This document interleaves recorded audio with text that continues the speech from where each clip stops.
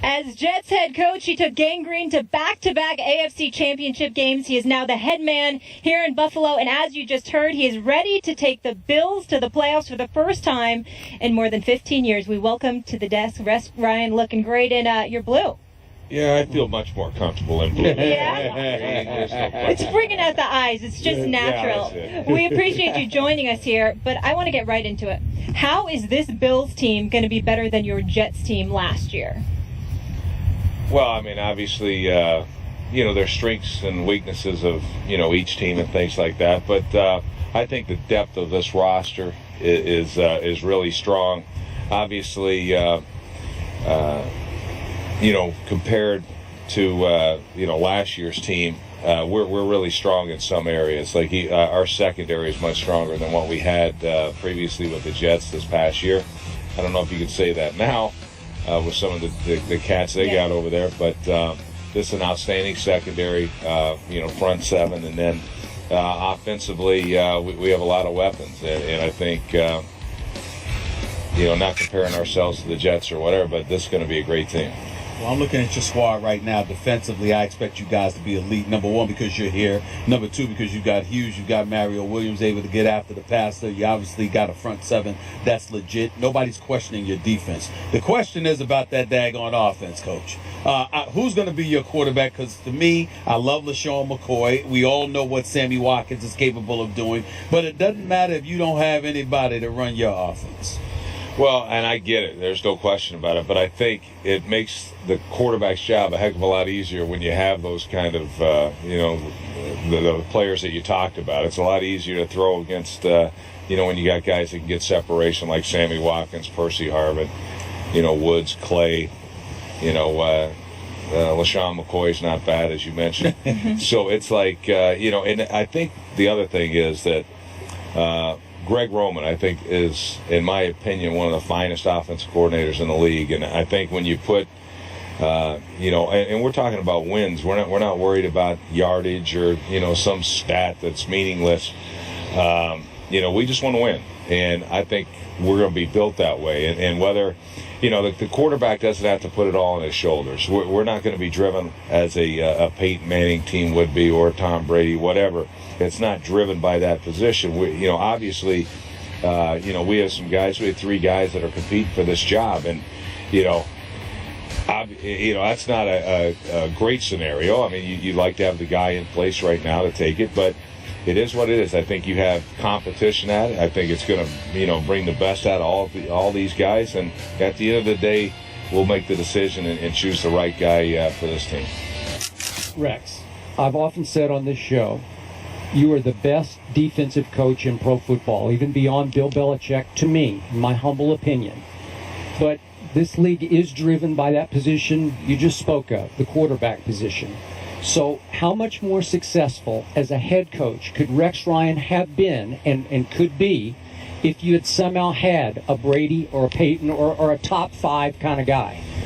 Well, first off, I appreciate the kind comments. I think part of the reason I'm successful as a defensive coach is the guys that coach with me, and obviously the great players I've had and have.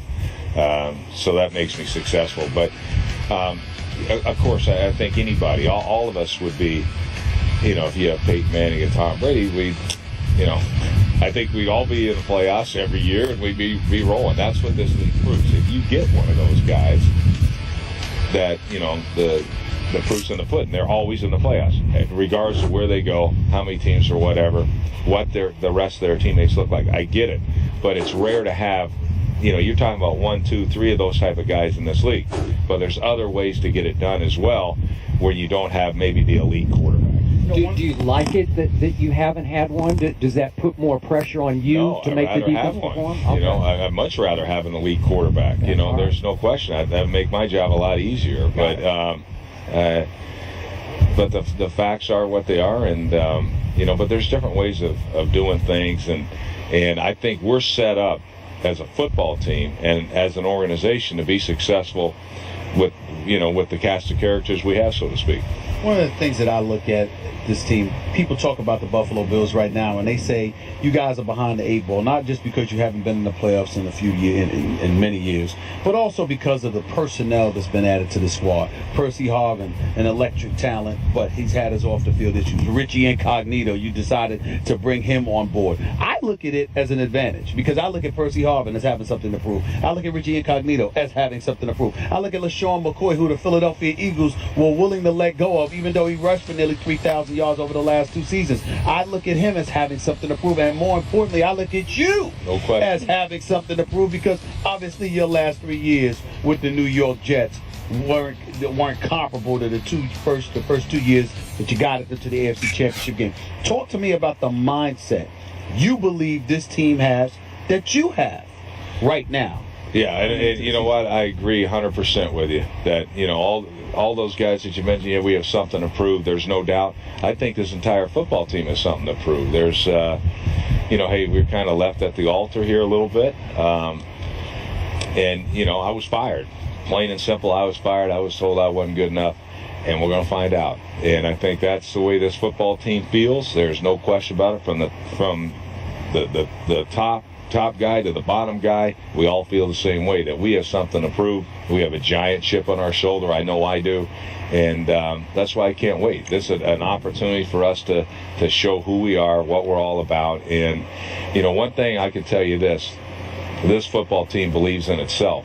Doesn't matter what the outside world thinks of us. We're going to prove it to you. And we're going to make it rough on you. Forgive me for asking this question of you, Coach Rex Ryan, but you talked about having a huge chip on your shoulder. Is that your way of saying that you don't believe you deserve to be fired in New York? No, not at all. Okay. I knew I deserved to be fired. You win 4 games in this league, you're going to get fired. That's easy. Okay. Anybody who wins only 4 games, you're going to get fired. You deserve it. When I talked to Woody Johnson, it was the same thing. I knew it, that he had no choice. As much as Woody wanted to keep me, you win 4 games, whether you're in the New York market or whatever. It makes it easier in the New York market, but that's you're going to be gone. And where there's some contributing factors, probably so. And I'm out to prove that and show people that I think I know I'm a better coach than that record. I'll promise you that. I know I am.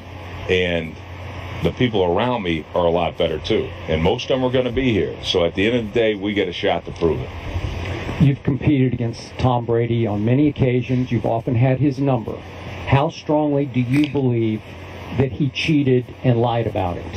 You know what? I haven't even thought 1 second about it, and the reason I say that is because we have so many things in front of us, and whether he's the quarterback, Steve Grogan's the quarterback, or whoever. Going way back. Way back. Yeah. Way back with the neck roll. Yeah.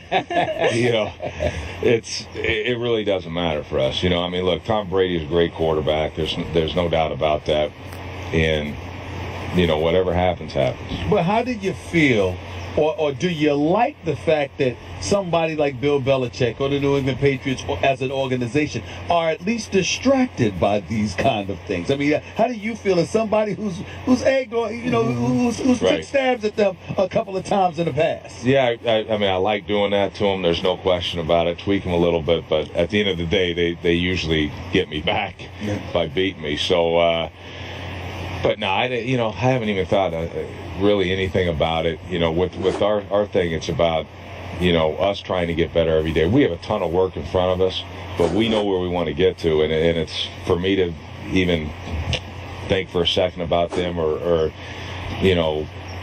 love the fact they're going through a little something. It doesn't really affect me. Now, could that be different if it was game week or something like that, preparation? It probably would, but right now there's this is training camp. Gotcha.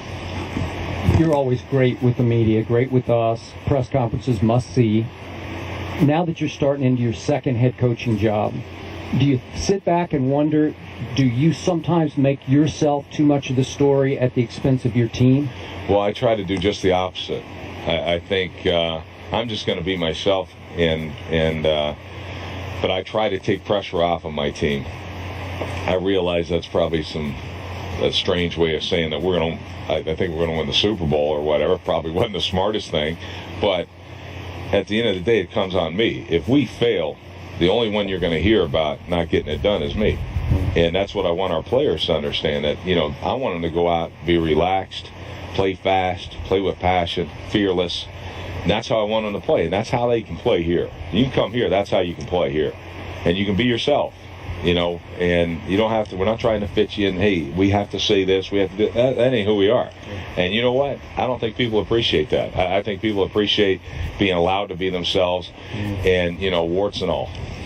Coach, we can't wait to see you out there with the boulder on your shoulder, your whole squad, especially those division games, the Jets and the Patriots. We'll circle those ones. You always play the Pats tough. But thank you so much for the time, and best of luck this season. All right, guys. My pleasure. The Chip Kelly saga continues, and this time he's putting the blame on himself. This is First Take from Bills training camp. Keep it locked.